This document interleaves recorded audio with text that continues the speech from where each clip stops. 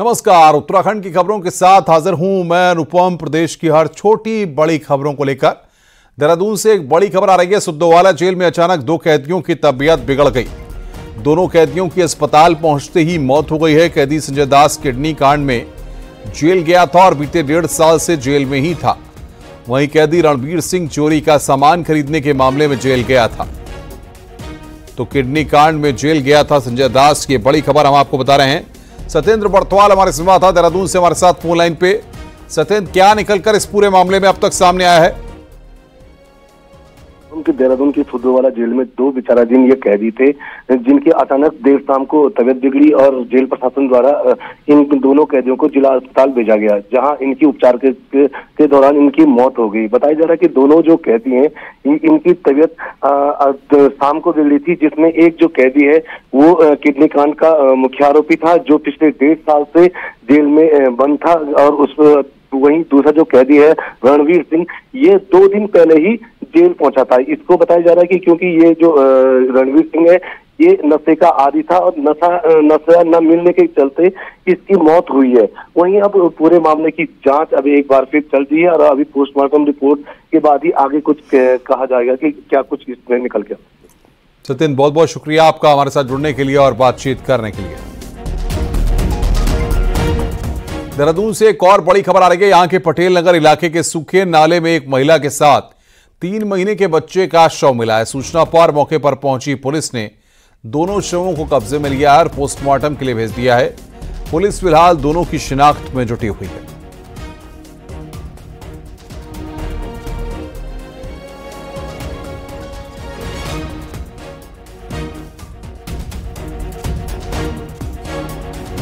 दिल्ली दौरे पर मौजूद सीएम पुष्कर सिंह धामी ने प्रधानमंत्री नरेंद्र मोदी से मुलाकात कर उन्हें तीसरी बार प्रधानमंत्री बनने पर बधाई दी है। इस मौके पर सीएम ने बद्रीनाथ धाम की प्रसाद प्रधानमंत्री को भेंट की और राज्य सरकार महासू देवता मंदिर का मास्टर प्लान के तहत सौंदर्यीकरण कर रही है। इसको लेकर भी सीएम ने पीएम से विस्तार से बातचीत की है। सीएम ने प्रधानमंत्री से अलकनंदा, भागीरथी और सहायक नदियों में प्रस्तावित 24 जल विद्युत परियोजनाओं के संबंध में सुप्रीम कोर्ट के निर्देश पर गठित विशेषज्ञ समिति की अंतिम रिपोर्ट पर जल शक्ति मंत्रालय और विद्युत मंत्रालय के साथ पुनर्समीक्षा करने के लिए अनुरोध किया है।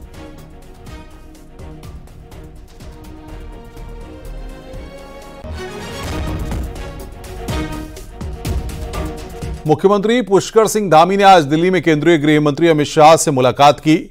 इस दौरान उत्तराखंड से संबंधित कई मुद्दों पर बातचीत हुई है।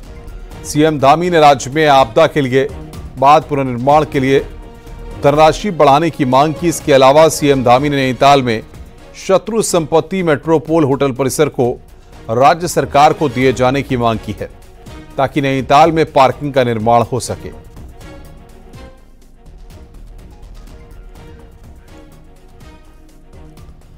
नई दिल्ली में केंद्रीय मंत्री अजय टम्टा के आवास पर उत्तराखंड बीजेपी की बैठक हुई है, जिसमें राष्ट्रीय संगठन महामंत्री बीएल संतोष, प्रदेश प्रभारी दुष्यंत गौतम, सह प्रभारी रेखा वर्मा भी शामिल हुई। बैठक में सीएम पुष्कर सिंह धामी, सभी 5 लोकसभा के सांसद और राज्यसभा के सांसद, प्रदेश अध्यक्ष महेंद्र भट्ट भी मौजूद रहे। मीटिंग में प्रदेश के विकास से जुड़े कई विषयों पर चर्चा की गई है। वहीं इस आगामी सांगठनिक कार्यक्रमों के साथ साथ बद्रीनाथ और मंगलौर विधानसभा उपचुनाव को लेकर विचार विमर्श हुआ।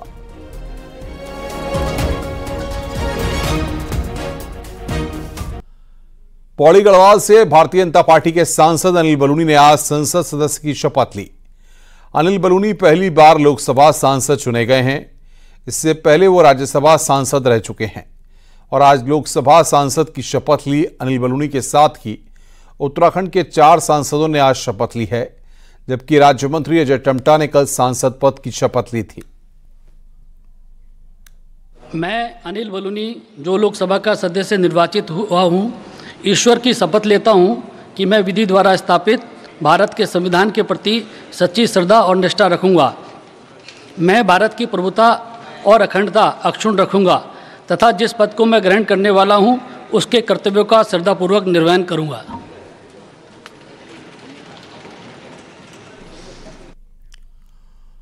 वहीं नैनीताल से सांसद जय भट्ट, हरिद्वार से सांसद त्रिवेंद्र सिंह रावत और टिहरी से सांसद माला राज्यलक्ष्मी शाह ने भी सांसद पद की शपथ ली।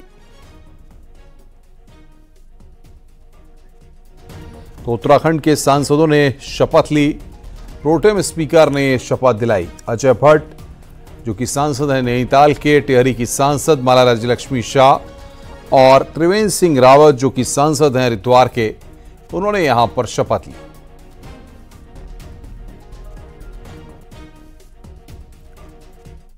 दस जुलाई को मंगलौर विधानसभा में उपचुनाव होना है। इसको लेकर कांग्रेस प्रदेश अध्यक्ष करण माहरा ने कार्यकर्ताओं के साथ बैठक की और चुनाव की रणनीति पर चर्चा की।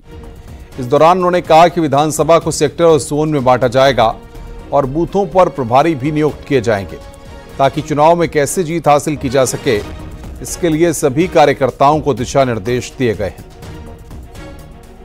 सुबह हम लोग कोशिश करें हम प्रभारी नियुक्त करें, उसी के लिए हम कहाँ विधायकों की ड्यूटी होगी, कहाँ जिलाध्यक्षों की ड्यूटीज़ लगाएंगे, कहाँ हमारे पूर्व विधायक और कुछ सीनियर्स की ड्यूटीज़ लगेंगी, उसी पर आज चर्चा है। उसी के लिए हम यहाँ टिहरी में गाड़ी से कुचलकर 3 लोगों की मौत के मामले में राज्य सरकार ने बड़ी कार्रवाई की है। गाड़ी चला रहे टिहरी के एबीडीओ देवी प्रसाद चमोली को सस्पेंड कर दिया गया है। ग्राम्य विकास आयुक्त सविन बंसल ने इसका आदेश जारी कर दिया। नशे में धुत होकर एबीडीओ कार चला रहे थे और सड़क किनारे जा रही महिला और महिला की 2 भतीजियों को कुचल दिया। हादसे के बाद तीनों की मौत हो गई है। पूरी घटना बोराड़े की है। यहां सड़क किनारे टहल रहे लोगों को रौंद दिया गया, जिसमें से महिला की मौके पर ही मौत हो गई, जबकि 2 अन्य की अस्पताल में मौत हो गई। हादसे का सीसीटीवी वीडियो भी सामने आया, जिसमें साफ देखा जा सकता है कि बीडीओ की तेज रफ्तार कार सड़क पर चल रहे लोगों को कुचल देती है, जिसके बाद मौके पर लोगों की भीड़ जमा हो जाती है और लोग कार में सवार बीडीओ को पकड़ लेते हैं।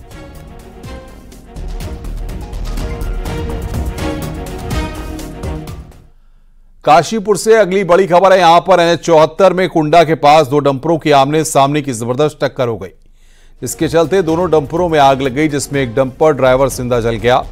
बाद में पहुंची फायर ब्रिगेड की टीम ने आग पर काबू पाया, लेकिन तब तक बहुत देर हो चुकी थी।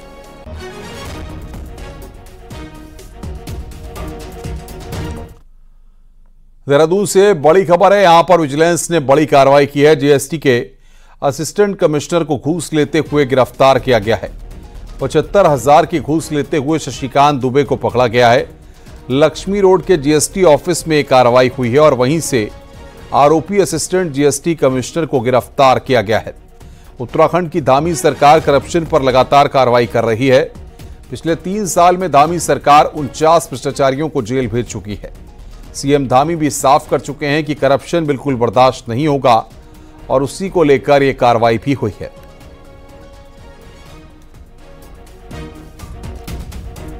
काशीपुर पुलिस ने अनैतिक देह व्यापार किए जाने की सूचना पर छापा मारा, जहां कुछ लड़के लड़कियों को हिरासत में लिया गया है। मामला आवास विकास मोड़ स्थित एक होटल का है, जहां पुलिस को कई दिनों से सेक्स रैकेट किए जाने की सूचना मिल रही थी।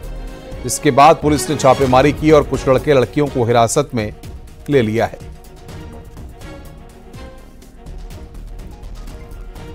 गर्मी और बरसात के कारण हो रही उमस से इन दिनों सांपों का बिल से बाहर निकलना शुरू हो गया है।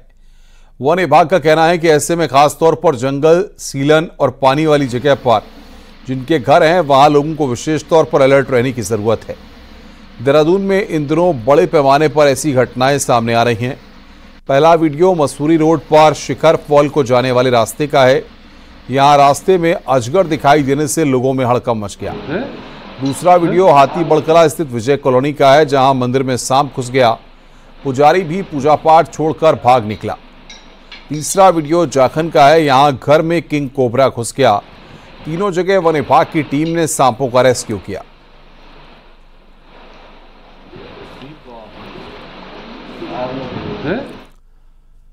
तमिलनाडु से बद्री केदार कार्तिक स्वामी यात्रा के तहत 165 श्रद्धालुओं का पहला दल मंगलवार को रुद्रप्रयाग के कार्तिक स्वामी मंदिर पहुंचा।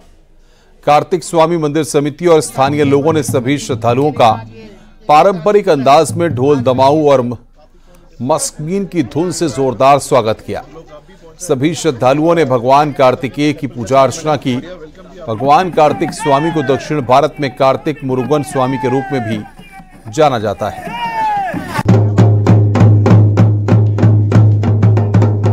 जो तमिलनाडु बद्री केदार कार्तिक स्वामी एक्सप्रेस भारत सरकार ने और उत्तराखंड के माननीय सतपाल जी महाराज के अथक प्रयास से जो चली है, और आज ये 165 यात्रियों का दल क्रौंच पर्वत कार्तिक स्वामी में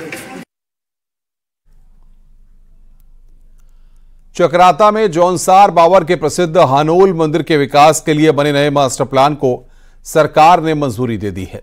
जल्द ही मास्टर प्लान के तहत मंदिर के सौंदर्यीकरण का काम शुरू होगा।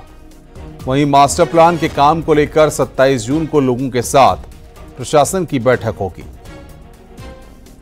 मास्टर प्लान को मंजूरी मिली है, इसके क्रम में और मंदिर समिति के विभिन्न मुद्दों को लेकर के एक बैठक 27 तारीख को हानोल मंदिर समिति की हानोल में रखी गई है, और जिसमें जितने भी मुद्दे हैं मंदिर समिति के उन सब पे एक बार विचार विमर्श किया जाएगा। और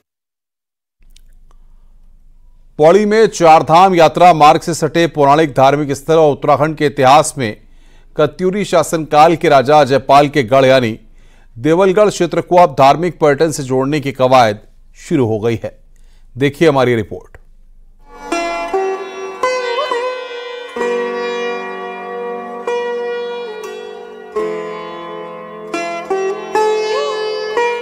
उत्तराखंड के 52 गढ़ों में से एक गढ़ देवलगढ़ है, जिसे हिमाचल प्रदेश के कांगड़ा के शासक देवल ने बसाया था, जिसके बाद कत्यूरी राजा अजयपाल ने सन 1512 में इसे अपनी राजधानी बनाई थी।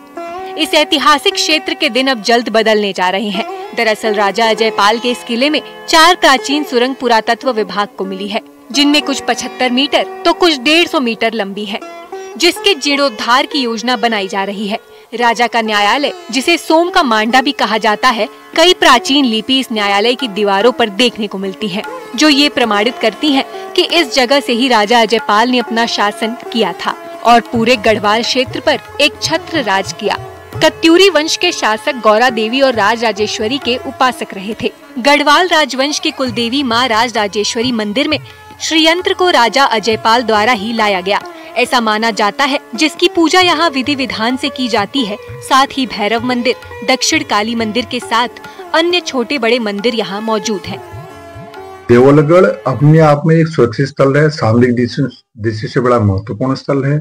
यहाँ पर स्थानीय जो तत्कालीन समय में जो राजा महाराजा लोग थे, अपने सैन्य सुरक्षा, समाज की सुरक्षा के लिए इन लोगों ने सुरंगें बनाई होंगी। वर्तमान समय में जो हमने देखा था उसमें 4 सुरंगें हैं। 4 सुरंगें कोई 50 मीटर लंबी है, कोई 100 मीटर लंबी है, कोई 150 मीटर लंबी है। वहीं मंदिर के पुजारी का कहना है कि इन सुरंगों को तो पहले से ही खोजा जा चुका था, लेकिन पुरातत्व विभाग की नजर में अब आई है। तो सामरिक दृष्टिकोण से देवल महत्वपूर्ण था, और उसके 2 तरफ बड़ी घाटियाँ थी और 2 तरफ छोटी छोटी पहाड़ियाँ काट के, चोटियाँ काट के घाटियाँ बनाई गई थी। तो आपत्ति काल में छुपने के लिए जो है इन सुरंगों का निर्माण कराया गया था, ऐसा हमारे पुराने लोगों ने बताया था हमें। क्योंकि जैसे ही ज़्यादा ही लोग आने लगे तो हमको भी बहुत अच्छा लगा, तो हमने भी यहाँ पर रोज़ कुंगार खोला है। और अभी लोगों को ये पता नहीं है कि देवलगढ़ में कुछ सुरंगें भी हैं, तो वो पुरानी है, वो भी हमको भी पता नहीं था, लेकिन जब हमने भी देखा है तो वहाँ जाने के लिए लोगों को रास्ता नहीं है अभी। उत्तराखंड के इतिहास के पन्नों को खुद में समेटे इस क्षेत्र को जल्द ही एक नई पहचान भी मिल पाएगी। धार्मिक पर्यटन के साथ यहाँ के राजनीतिक इतिहास को भी यहाँ आने वाले पर्यटक और करीब से जान सकेंगे। न्यूज़ 18 के लिए पौड़ी से